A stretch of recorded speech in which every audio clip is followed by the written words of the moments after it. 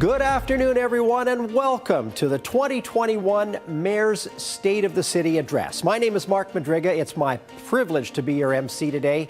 In a few moments, we will hear from Mayor Doug McCallum for this year's address. But first, I would like to recognize the land that we are on today is the traditional unceded territories of the Coast Salish peoples. And I invite Kevin Kelly and Michael Kelly Gabriel of Kwantlen First Nation to share an Indigenous welcome. Hey, CMCIA. My name is Michael Kelly Gabriel. I come from Kwantlen First Nation. With me I have my father. His name's Salosselton. His traditional name is English name's Kevin Kelly. He comes from Swali. My mom is a hereditary Siam from Kwantlen First Nation, hereditary chief. Her traditional name is Stakwasan. We come here to provide our good prayer. This is not a performance. We want to ground you guys through whatever you're going through. And we thank the city of Surrey for honoring our culture and honoring the shared territories of Kwantlen, KCM, Samiamo. Aichka Siam, in our language, it means thank you, respected one.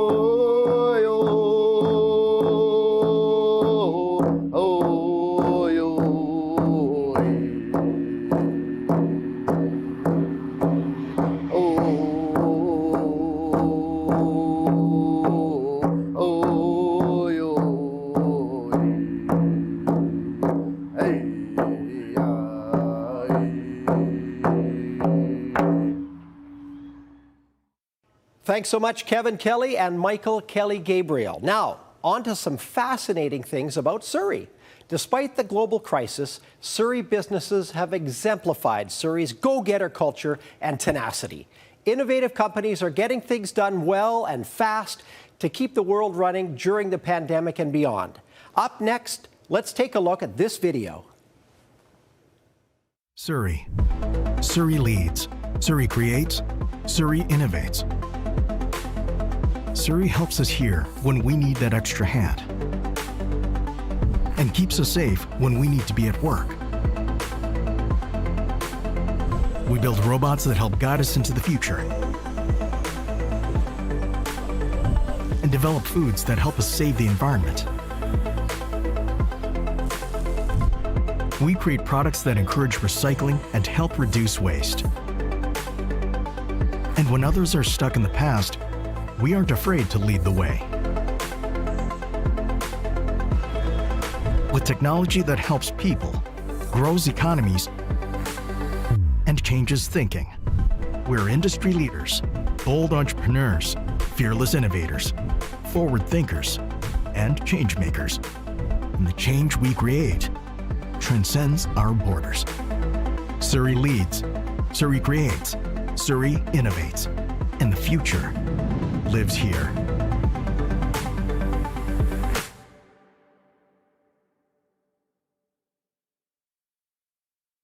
I'm so glad and proud to call Surrey my home for 23 years now. Those are some pretty cool companies that live here in Surrey. Events like the State of the City could not be possible without our generous sponsors. Let's take a minute to hear from our presenting sponsor, Fortis BC, and our community partners, Kwantlen Polytechnic University, Downtown Surrey BIA, and Simon Fraser University. Could we change the future while picking up dessert? Make renewable energy while cooking dinner. Reduce greenhouse gases and still be cozy. Are we moving towards a future we'll be proud of a decade from now? At Fortis BC, we're rethinking the future of energy. By working with communities and industry partners, we have a plan to help reduce our customers' greenhouse gas emissions by 30% by 2030. Check our progress.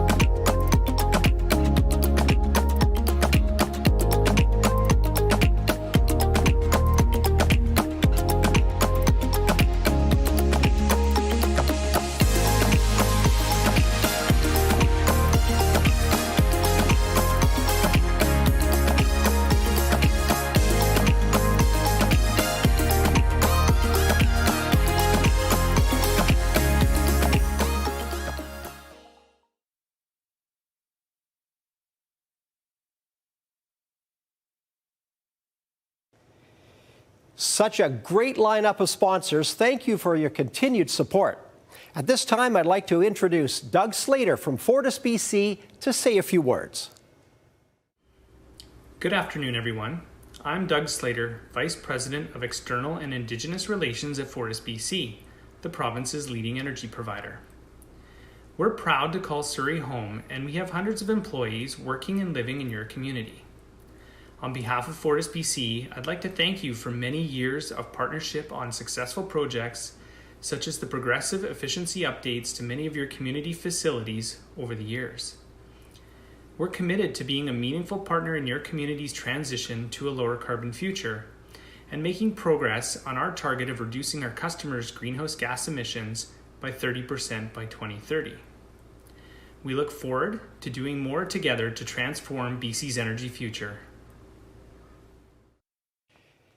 Thanks so much, Doug, for those kind words and great insight on all the great things that Fortis has done in the city of Surrey. Okay, folks, it's time for the main event. I know that you're all looking forward to hearing this year's State of the City address, and it's now my pleasure to introduce Mayor Doug McCallum. Hello, and welcome everyone to the 2021 State of the City address. Due to COVID-19, it has been 2 years since the last State of the City took place. Despite the events of 2020, Surrey has not only withstood the strain of COVID, but has become stronger and more resilient because of it. I'm going to tell you right off the top that this year's State of the City will have no shortage of news of what Council has accomplished to date, and the numerous projects and initiatives that we have set in motion. If you are keeping track, make sure you have a long sheet of paper and a freshly sharpened pencil. The projects, initiatives, and the goals set by the City Council are put into action by City staff. There is no doubt that the City of Surrey is fortunate to have the best and most hardworking staffers in all the region, if not in all of BC. They have to be the best because Council has set a high bar for staff, and without exception, our staff has risen to the occasion. Vincent Lalonde is the city manager, and he, along with senior management team, have led the way for the impressive progress we have made so far. To Vincent, the senior management team, and all of City of Surrey staff, on behalf of Council, I want to thank you for the high quality work that has been consistently delivered. Rest assured that your collective efforts have not gone unnoticed and are fully appreciated. The success that we have had in Surrey in the last 3 years can be boiled down to this. For every plateau that we reach, there is another level for us to scale and conquer.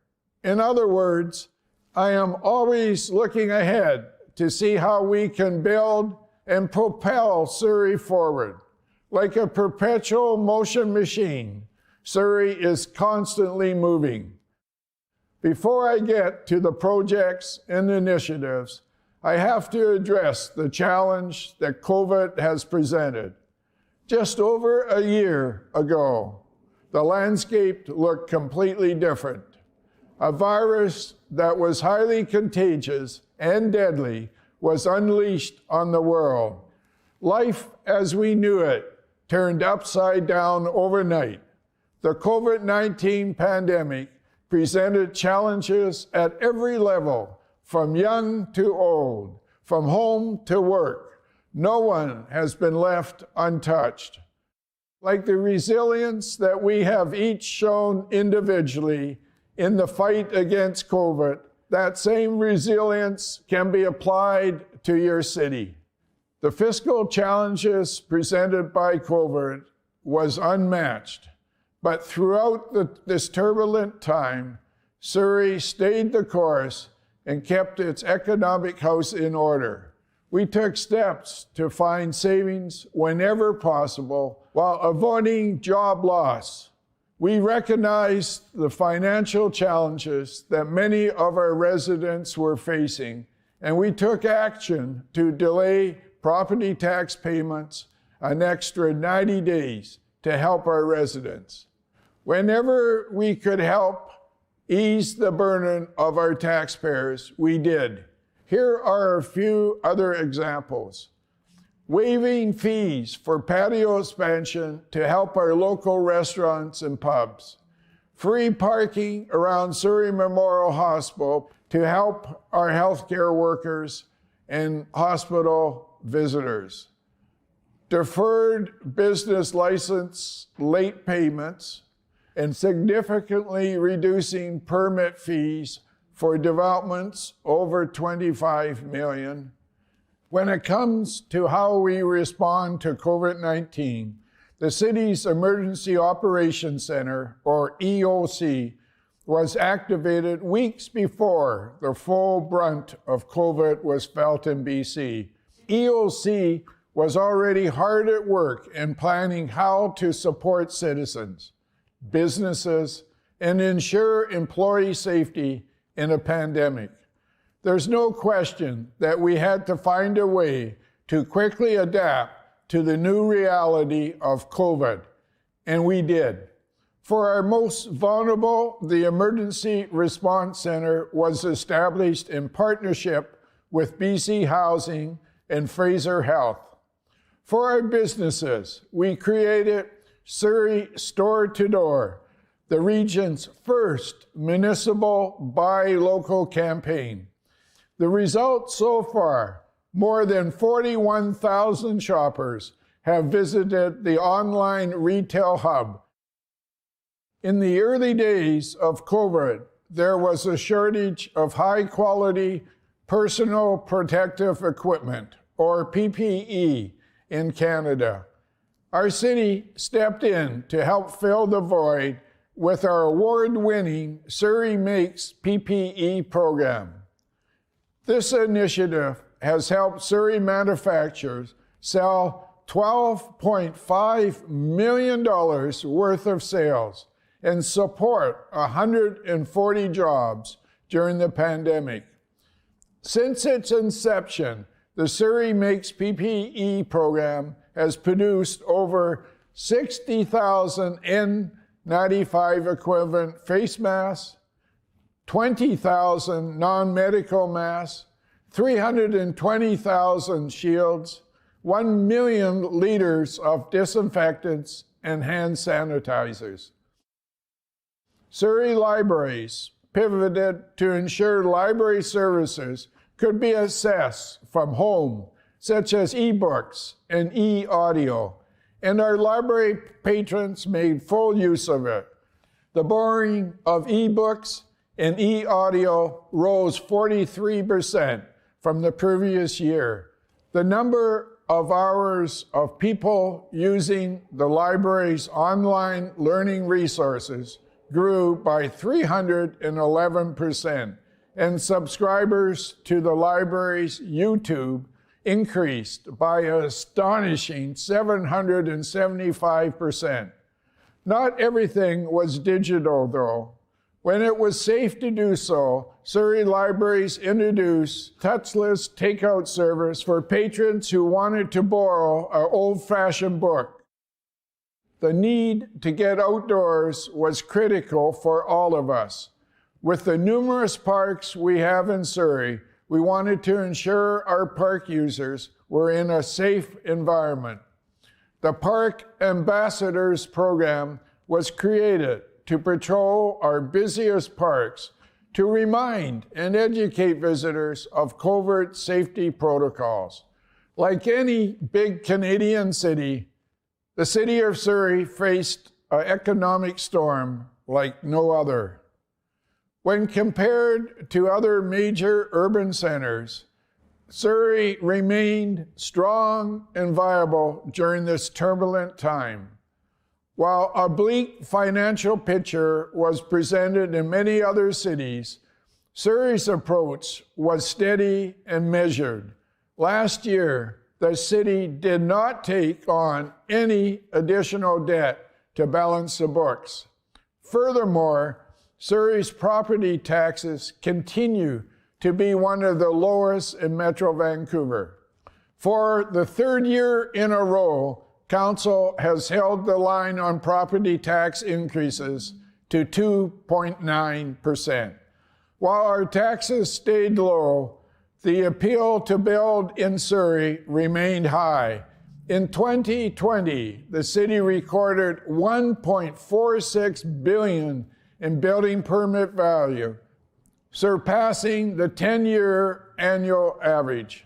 Residential building continues to be very strong, making up for $1.1 billion of the construction value.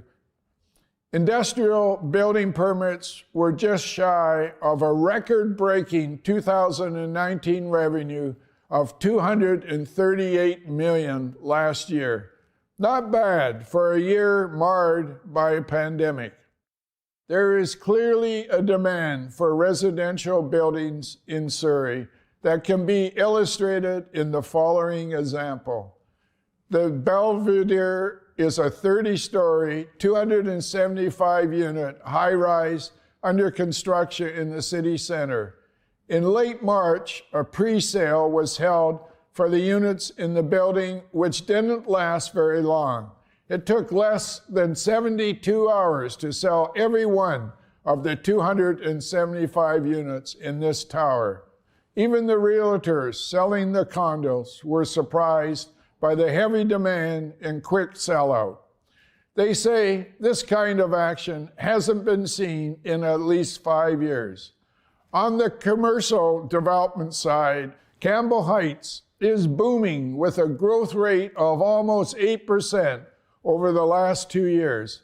And in that time, 67 new businesses have moved into Campbell Heights, with even more businesses looking for space in this popular business park. For developers, doing business in Surrey is now swifter and more efficient.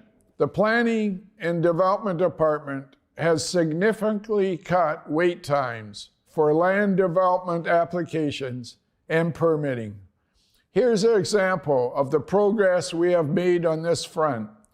When this council was sworn in late 2018, the wait time was 21 weeks for a single-family development permit. Today, that wait time has been cut by more than half to roughly 10 weeks. We are telling developers, business owners, and home builders that Surrey is the city you want to do business in. You won't be bogged down by red tape and bureaucracy. In Surrey, we are about getting things done so we can continually move forward.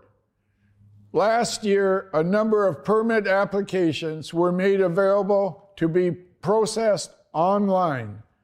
This option proved to be popular as applicants no longer needed to make a trip to City Hall and could apply online at any time of the day.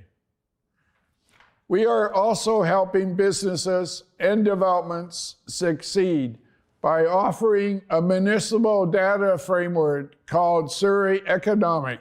First of its kind in Canada, this program helps business achieve economic success by providing information on innovation, talent, workforce, livability, and movement of people and goods.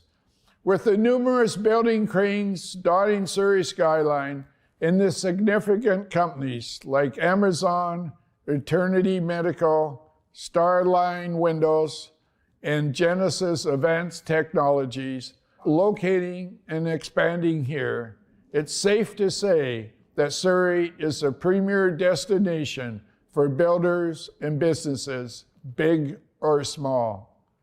As important as it was for us to deal with COVID, of equal and greater importance is planning for a post-COVID world where Surrey is not starting from a standstill.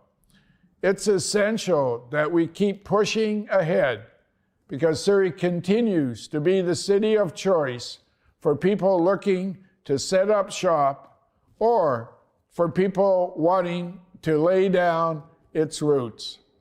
Council is always looking at how we can add or improve public amenities and city infrastructure for our growing population. And remember, we have been doing this on a property tax rate that hasn't changed since this council was elected in 2018.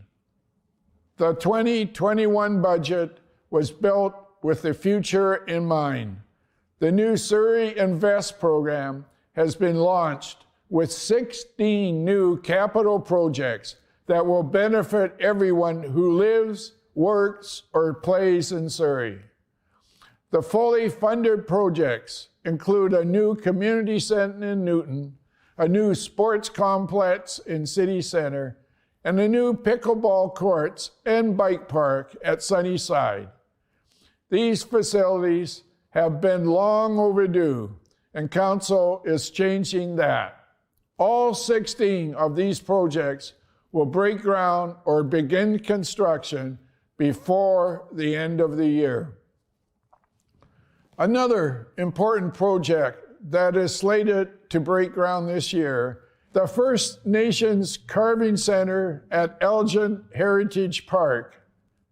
With $400,000 grant from Heritage BC, we are building a one-of-a-kind venue that will support, protect, and celebrate First Nations culture heritage in Surrey. The project is guided by ongoing consultations with the Ketsi, Kwalton, and Semiahmoo nations. The First Nations Carving Centre is set to open in mid-2022. Since taking office, significant investments have been made in Surrey's roads and utility infrastructure. More than $500 million in public projects have been invested in the following: $300 million in regional water and solid waste infrastructure, $200 million of city capital projects, and a record $77 million in federal funding, which is the largest federal contribution ever awarded to Surrey for our Disaster Mitigation Adaptation Fund. This program is to prepare our city over the long term for the impacts of climate change and sea level rise. Also, well on the way is the Surrey-Langley SkyTrain extension. Along with TransLink and the region, we have completed the partnership agreements and business case. All three levels of government are committed to the project, and the public is more than ready to ride it, as one poll shows that 85% of the people canvassed are in support of this project. Another investment in community infrastructure is the Surrey Police Service. In just 2.5 years, our city police service for Surrey has gone from concept to reality. The pace really picked up last summer with the creation of the Surrey Police Board in July, and then in November when the board made its first hire, Chief of Police Norm Lipinski. Since stepping into the job as Surrey's top cop, Chief Lipinski has been busy filling out his senior leadership team. I can tell you there has been great interest in joining the SPS at the senior level. The team that is now in place are both seasoned and well-respected. With that done, recruiting and hiring is now underway for a variety of both sworn and non-uniform positions to keep the work moving forward. The look of the Surrey Police Service is also being established. The SPS crest has been given royal approval and will be proudly worn by our officers. The design of the Surrey police vehicles are deep in the decals and graphics phase, and an unveiling will be done in the near future. Today, the Surrey Police Service is established and recognized as a police service in the province of British Columbia. And at the speed we are moving, I fully expect to see some boots on the ground before the end of the year. I have said this before, and I will state it again.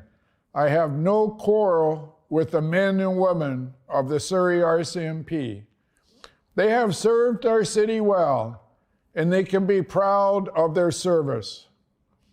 The reality is the Surrey of today has become too big not to have its own police service, where decisions can be made at the local level and where the officers have the opportunity to start and end their career in the city that they serve and protect. When it comes to overall crime, Surrey is trending in the right direction. Violent crime and property crime decreased by 9% and 16% respectively last year. I fully expect this downward trend to decrease even further with the Surrey Police Service. To further help curb violent crime, I am in full support of a handgun ban for the city of Surrey. This new federal legislation is a welcome addition in the fight against gang violence. The Surrey Fire Service continues its exceptional legacy of keeping our citizens and their homes safe from fire. In 2020, there was a 20% reduction in structure fires, a 26% decrease in fatalities or serious injury from a fire, and an 87% drop in abandoned structure fires. When the men and women of the Surrey Fire Service are not putting out fires, they are in our community promoting fire safety and the importance of having smoke alarms through its long-standing Home Safe program. A measure of a city is reflected in how it cares for its most vulnerable and how it cares for its environment. Council has been working hard on providing safe and meaningful housing for the homeless. Together with BC Housing and the province, construction is underway on 5 new supportive housing projects across the city. When all the projects are completed, a total of 301 housing units and 70 transitional accommodation spaces will be added in Surrey. The latest one to open is Peterson Place, a 38-unit modular housing project in North Surrey. In addition, $16.2 million has been secured for affordable housing through CMHC's Rapid Housing Initiative.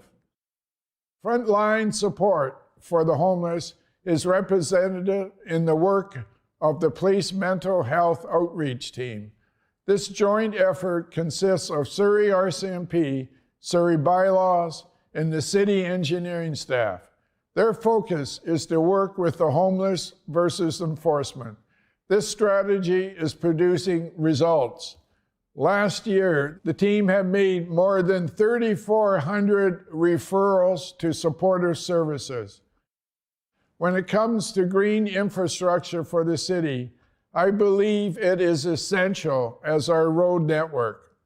That's why Council is leading the way on a number of green initiatives.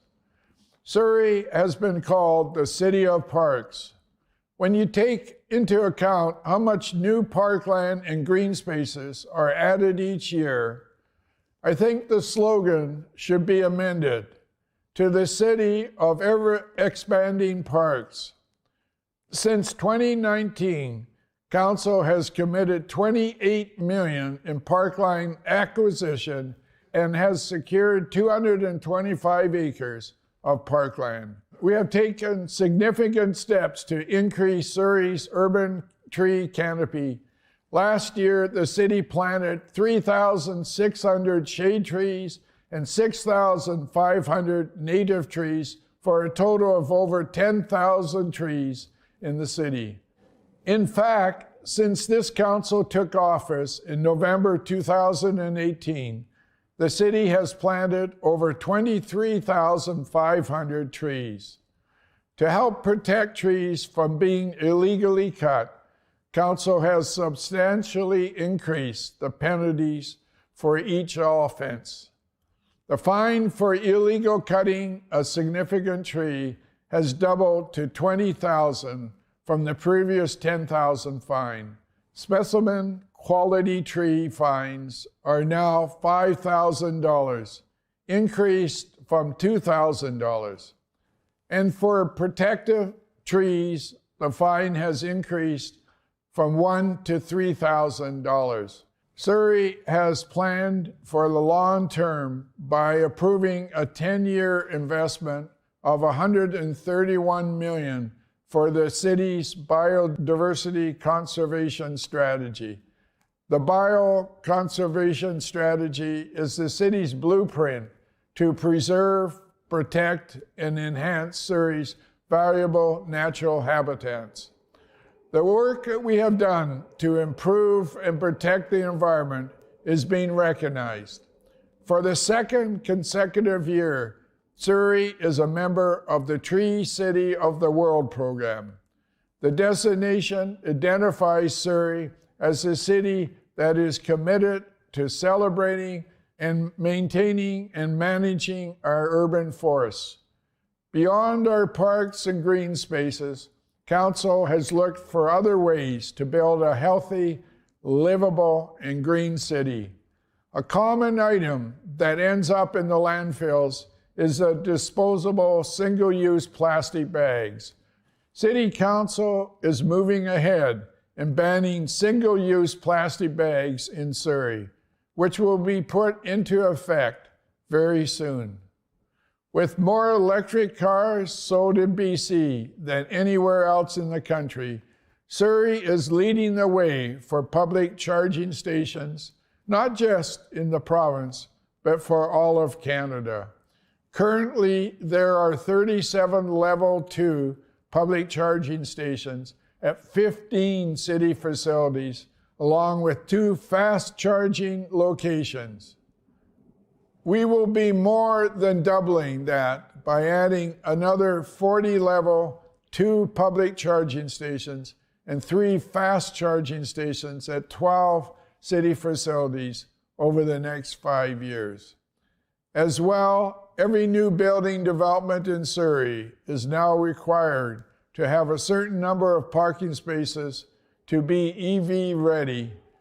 Taking care of the city's environment is a team effort, and there is no doubt that our residents have stepped up to the plate in large numbers. That civic pride is on full display during Surrey's Love Where You Live campaign. Now, in its 3rd year, the citywide cleanup and beautification initiative has proven to be very popular. Last year, over 75 community cleanups were organized. 134 individuals took part in the 20-minute challenge. 208 kilometers of Surrey roads were cleaned every week, and waste from 7,459 illegal dumping sites were removed.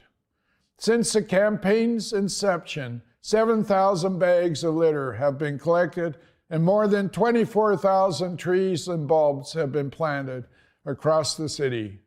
What we are doing in Surrey is earning accolades from near and far. Here's just a snapshot of the awards the city has received. Provincial Award of Merit for the Museum of Surrey.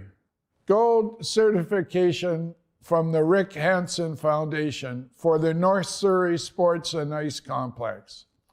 Passive House certification for energy and efficiency of the new Clayton Community Centre. Canada's Best Diversity Employers Award. The recognition and accolades that Surrey is receiving is proof positive that this city is moving in the right direction. I know this because every time I speak with a big city mayor, the most common question I get is, how does Surrey do that? And how can we copy it? While it's nice to be lauded, it's more important not to rest on your laurels.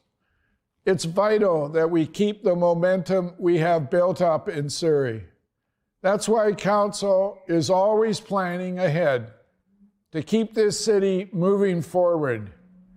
In 2021 and beyond, major infrastructure projects will be delivered, such as the 84th Avenue connector, the King George Bailey Bridge replacement, the widening of 32nd Avenue, and upgrades to Colebrook Dykes.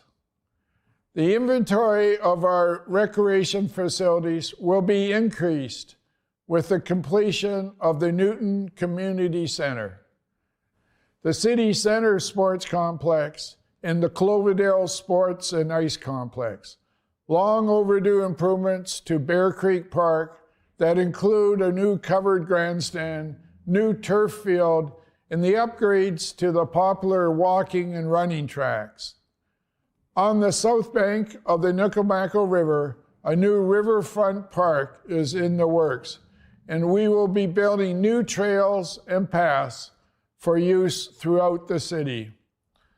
To help working parents, we will be expanding after-school opportunities in every neighborhood, with a special emphasis on communities that are most vulnerable. I proudly wear my love of Surrey on my sleeve.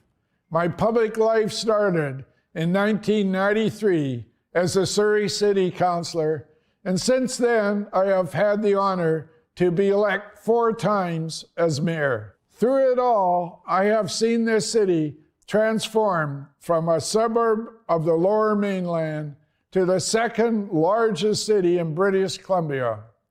People are moving to Surrey. Big companies are relocating here, and I am not the least bit surprised. I have known Surrey has always been destined for greatness because of this simple fact. Our city's potential is endless. Thank you. Thanks so much, Mayor McCallum. Once again, thank you to the sponsors for making this event possible, and thank you to all of you for joining us for the 2021 State of the City Address. As they say in the TV biz, folks, that's a wrap. Have a great day, everyone.